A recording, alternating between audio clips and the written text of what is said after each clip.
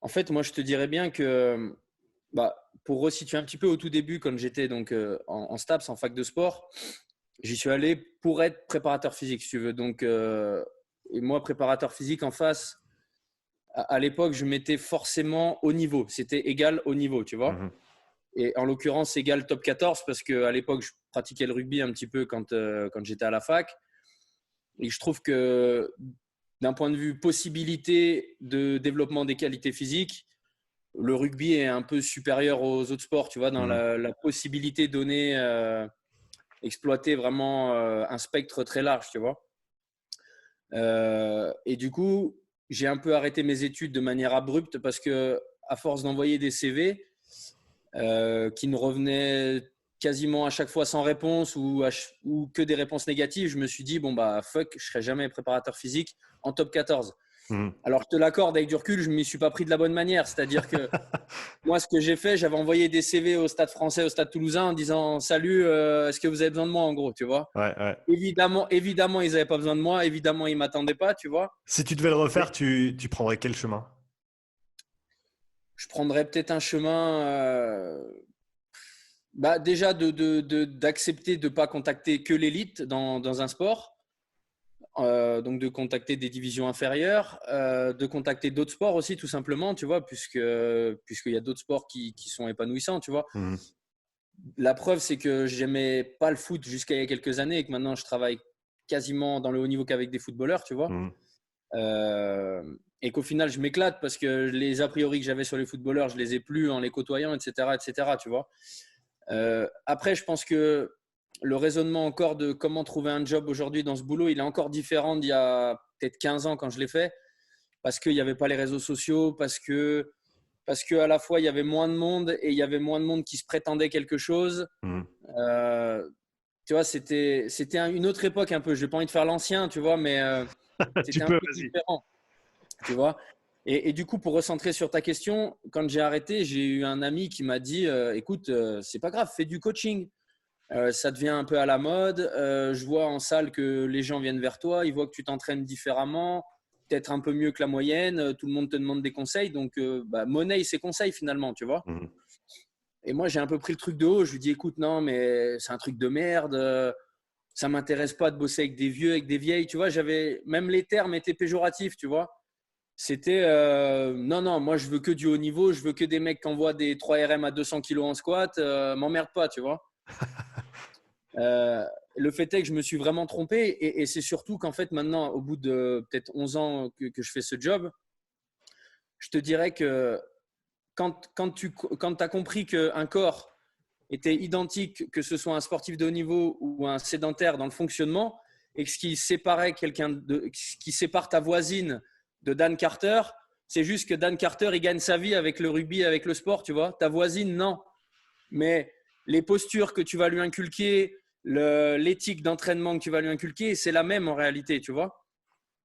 Et moi, j'aime à penser qu'un coach consciencieux, un coach, on va dire un personal trainer, il devrait entraîner n'importe lequel de ses clients avec une vision un peu de préparateur physique, donc avec une vision holistique, avec une vision de développement de toutes les qualités physiques Mhm. et pas juste de se focaliser sur le premier objectif qu'une personne lambda va te mentionner, à savoir perdre du ventre, muscler les fesses, avoir des gros pecs.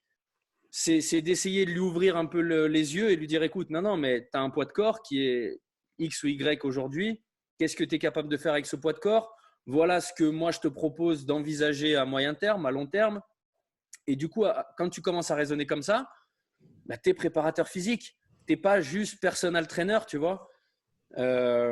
Et coach, pour moi, c'est du coup les deux ne s'entrechoquent pas, les deux sont complémentaires parce que coach, je dirais que préparateur physique, c'est plus l'approche qui est frontale et directement liée au corps, tu vois, Mhm. au fonctionnement du corps, au fonctionnement énergétique, biomécanique, etc.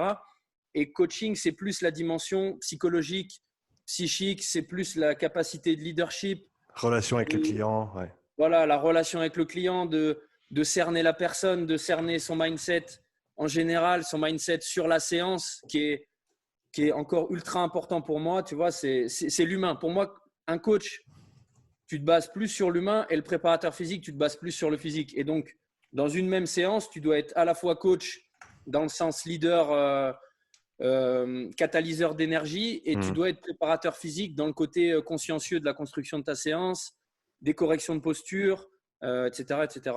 Voilà. Comment est-ce que ton approche à de nouveaux clients, nouveaux athlètes avec qui tu travailles, comment est-ce que ton approche a évolué au cours du temps en termes de, comme tu l'as bien dit, cerner la personne, comprendre comment elle fonctionne? Ça, c'est une part extrêmement importante, à mon avis, dont on ne parle pas assez en tant que coach, en tant que préparateur physique, les deux. C'est qu'on a des personnes, on a des individus en face de nous, ils sont tous différents, ils ont tous des motivations, des valeurs différentes, et il faut pouvoir on va dire, trouver des liens pour pouvoir tisser ces relations et pour pouvoir faire en sorte qu'ils voient ce que l'entraînement peut leur apporter et faire en sorte qu'on puisse, on va dire, se morfondre et modifier notre approche par rapport à ces caractéristiques individuelles et personnelles. Je te dirais que déjà, comme dans tous les métiers, on n'a qu'une seule chance de faire une première bonne impression déjà, tu vois.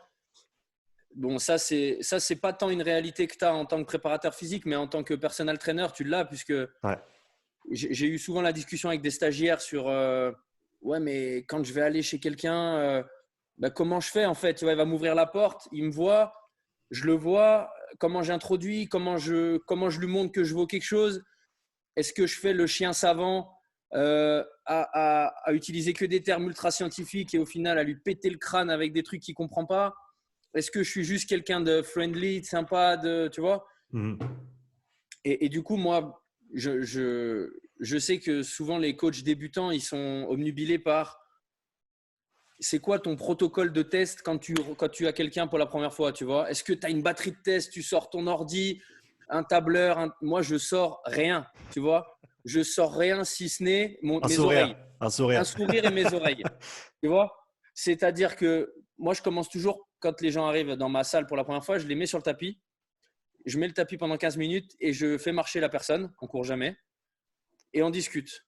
Voilà. Et on discute et je discute de qu'est-ce qui t'a amené ici, pourquoi moi, à quoi je vais te servir, qu'est-ce que tu attends de moi, où est-ce que tu as envie d'aller.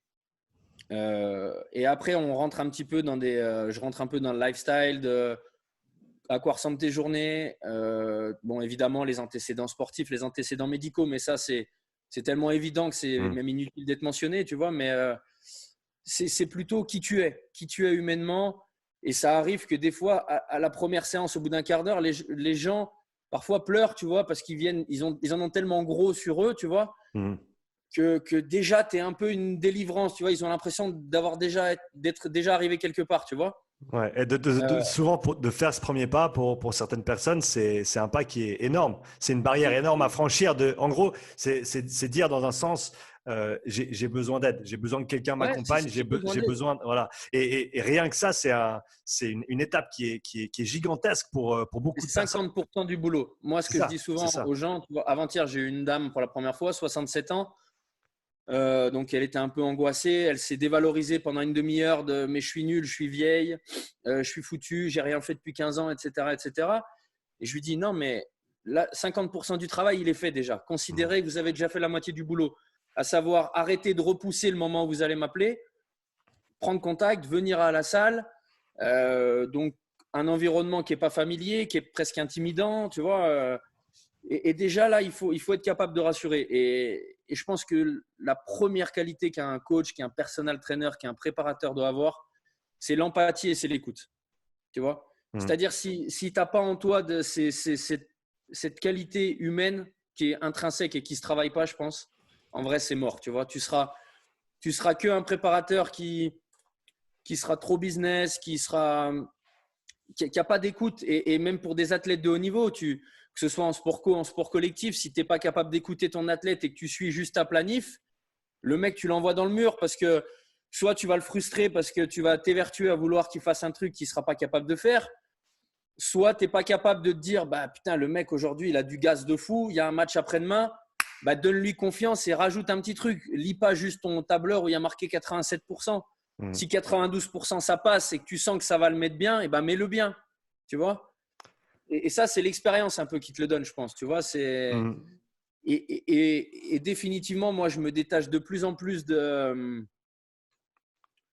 Je ne sais pas si tu as vu Game of Thrones, mais la phrase You know nothing, Jon Snow, tu vois. en vrai, c'est ça, tu vois. Tu sors de la fac, tu as ton diplôme, que ce soit un DUG, un doctorat, you know nothing, tu vois. Tant que tu n'as pas eu des dizaines, des centaines de clients, tu sais rien. Mhm. Et tout ce que tu le sais grâce à l'expérience. Et définitivement, c'est les relations humaines qui m'apprennent à chaque fois le plus sur mon boulot, tu vois. Ouais, c'est l'humain d'abord, C'est l'humain d'abord. le programme vient ensuite. Le Et programme vient après. Alors ouais. après, encore plus en personal training, tu vois. Parce qu'en personal training, surtout sur des gens débutants, même si tu es le plus mauvais des coachs, mais que la personne est vraiment rookie à 100%, elle va progresser, C'est tu clair. vois. Ouais. Donc même sans planif, même en étant très mauvais, tu vas faire progresser les gens. Sauf qu'après, ben, soit ils vont se blesser, soit ils vont stagner. Donc tu vas vite lasser les gens, tu vois. Mais je dirais qu'au tout début, non, les gens ils viennent avant tout pour passer un bon moment, pour être encadrés, pour être écoutés, Mhm. tu vois. C'est ça. Et après, les sportifs de haut niveau, c'est autre chose parce qu'il faut quand même ben voilà, tenir compte suivant le sport de la saison, de la planif, de périodiser un petit peu, tu vois. Mais même avec le sport de haut niveau, moi, je pense que on sous-estime, on donne trop d'importance. Tu vois, Fred Marcero, il a mis une story hier ou avant-hier qui m'a fait rire avec un chien balèze bodybuildé, je sais pas si tu as vu. Ouais, ouais, ouais. Un chien avec des lunettes, tu vois. Et en gros, c'était il y a 20 ans, les prépas, c'était des mecs stéroïdés qui te chargeaient la gueule et qui s'envoyaient en l'air, tu vois. Et maintenant, c'est des mecs derrière un ordi qui n'ont jamais fait un bench à 80 kilos, tu vois. Ouais, ouais, ouais. Et peut-être qu'avant, c'était moins scientifique, mais je pense pas que ça sortait des moins bons athlètes, Mhm. tu vois. Ouais, il faut les deux. Il faut les deux.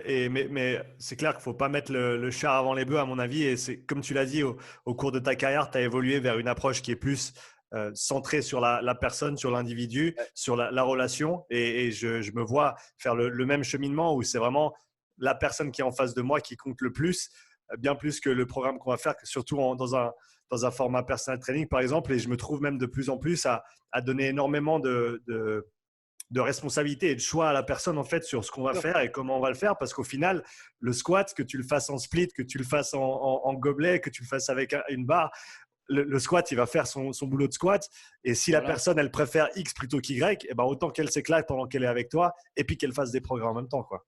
Ben ouais, parce que tu fasses une flexion de hanche et de genou avec un gobelet, avec une petite cuillère, avec une barre, tu fais une flexion, tu vois. Et je te dirais même que si la flexion elle est pas bonne, avec un crayon de papier dans les mains, bah, elle sera bonne avec rien d'autre, tu Mmh. vois. Et souvent les gens, et souvent de plus en plus, tu vois, à l'échauffement, quand je dis à la personne, je sais pas, admettons, on fait du bench incliné aux haltères, je lui dis, bah, tiens, prends les 10 et échauffe-toi. Et il en fait 11, 12, il me dit, tu me dis quand j'arrête. Et je lui dis, t'arrêtes quand tu sens, on s'en fout, c'est de l'échauffement, tu vois. C'est cherche un afflux sanguin, cherche une sensation, cherche une connexion avec le groupe musculaire. Mmh. Et alors que peut-être il y a 8 ans, j'aurais été à côté du mec, 7, 8, ok, on pose, tu vois, en me disant, bon allez, on fait une gamme montante, on fait 12, on fait 8, on fait 6, on s'en fout, tu as fait 15, tu as fait 13, on s'en branle, tu vois, C'est ça. parce que après, avec l'expérience, tu sais que ça va rien changer, Ouais, tu vois. ouais, au final, c'est ça. C'est tant que tu arrives entre 5 et une répétition en réserve, c'est bien, c'est bon. C'est bien, Ouais, c'est bien. c'est pareil, quand les gens ils me posent exactement comme toi, au début, c'était vraiment, tu avais tes reps sur le papier, tu avais tes temps de repos, machin. Et maintenant, c'est ouais, alors vas-y, prends cet haltère là, parce qu'à la jugeote, ça a l'air pas mal. Je fais combien de reps? Bah, je sais pas. Vas-y. Et puis quand ça devient dur, bah, tu en fais encore une ou deux, puis tu arrêtes juste avant la fin, et puis on est bien. Et puis on enchaîne. Voilà, voilà. Et puis tu te sens, et toujours le comment tu te sens, C'est toujours ça, c'est le, ça. t'as senti là ici? Non, bon, ben on recommence, tu vois. Et Tu as toujours été comme ça, à poser beaucoup de questions, ou est-ce que c'est quelque chose qui t'est venu au fil du temps? non, je pense que j'ai toujours été comme ça. J'ai toujours. Parce qu'en fait, je pense vraiment, j'aime vraiment ce métier-là pour les interactions, tu vois. J'aime ce métier parce que si tu as 11 clients dans la journée, tu as 11 profils différents Mhm. avec, avec 11 objectifs, avec autant de, tu vois, de diversité. Et qu'il n'y a que ça qui. Enfin, c'est ça qui me fait kiffer, tu vois. C'est ce levier d'aide sur les gens, tu vois. Et c'est de sentir que. Alors, j'ai pas du tout la prétention d'être un psychologue, un psychiatre ou quoi que ce soit, tu vois, mais j'ai plusieurs clients qui font aussi des thérapies psy en parallèle, tu vois, pour d'autres problèmes. Et souvent, je leur demande un peu comment les thérapeutes mènent la danse, tu vois. Et en gros, ils la mènent en pas grand-chose. Ils écoutent, tu vois. Et moi, j'aime bien tu parsèmes un peu, tu vois, des phrases qui des fois vont mettre les gens le nez dans leur caca, tu vois. Et pour qu'ils se disent « Ah ouais, c'est vrai, putain. Ah ouais, t'as raison. » Tu vois. Et c'est ça que j'aime, tu vois. C'est discuter avec les gens, c'est leur montrer que parfois, ils se méprennent un peu, ils font fausse route. Et ouais, vraiment, ce que j'aime, c'est moi, les coachings où je suis le plus triste, c'est les coachings où j'ai des… Bon, c'est souvent les débuts, où le client n'est pas bavard, où le client ne parle pas, où je m'emmerde. Parce qu'en vrai, le truc le moins intéressant quand tu es coach, c'est de compter les temps de récup et de compter les reps. Ouais. C'est nul à chier, ça, tu vois, c'est pourri. Et de plus en plus, moi, je tends vers le… Et j'en avais parlé avec Raph de l'Atelier Fit, Raphaël P, je ne sais pas si tu vois qui c'est. Ouais, bien sûr.